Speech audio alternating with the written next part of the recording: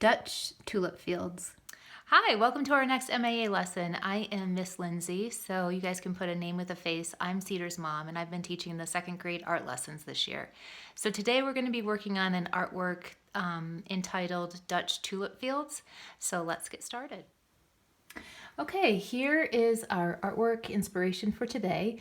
So it's called Dutch Tulip Fields, and in this country over here called the Netherlands, it's a small country in Europe. You can see how far away from us it is.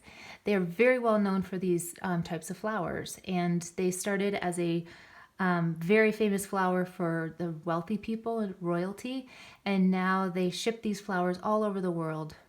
So you can see how they create these long flower beds, and it's all one color in each individual bed. And then you get this beautiful array of colors when you look at the whole landscape together. So over here you can see the shape of the flower. And here is a windmill. So that's how they create a lot of their energy from the wind. Now we're going to be talking about 1 point perspective. So that means that all of these lines created by the lines of the flower bed, and also in this black and white example that I have over here, just as an example to demonstrate what 1 point perspective is. So we know that, for example, over here, we know the lines of a road are parallel. So parallel lines never intersect, right?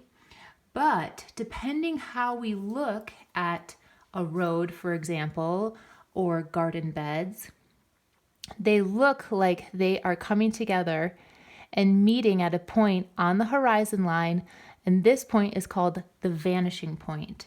So we're going to be creating a vanishing point, 1 point perspective in our artwork, and I will demonstrate that. Here are the materials for today: the brown background paper you put on your work surface, pencil, watercolor paper.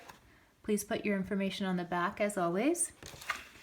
This piece of cardboard we will use as a ruler, oil pastels, your paint palette with your paintbrush, a cup of water, paper towel, and a scratch piece of paper. Here are the lines that I drew from that lead up to the vanishing point. So I have 1, 2, 3, 4, 5, 6 lines, and then it creates 7 garden spaces. Okay.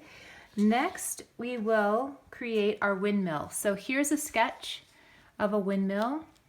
Obviously, it will be much smaller on the horizon line here, but you can see the overall shape.